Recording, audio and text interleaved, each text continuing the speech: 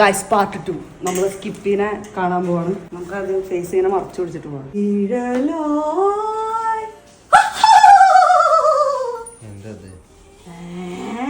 അവന് പുല്ലുമില്ല. ഞാൻ ഇടക്കിടക്ക് ഇങ്ങനെ ചെല്ലാറുണ്ട്. അതുകൊണ്ട് അവന് വലിയ പറയേതാടോ.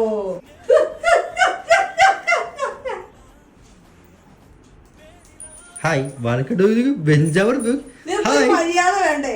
ഞാനൊരു പ്രേതമല്ലേ? നിങ്ങളാണോ പെരുമാറുന്ന ഒരു പ്രേതത്തിനോട്? ഓ ആയിക്കോട്ടെ ചേച്ചി. ഒരുമുന്നല്ലോ പാവച്ചടാ. വാലോട്ട് നോക്കി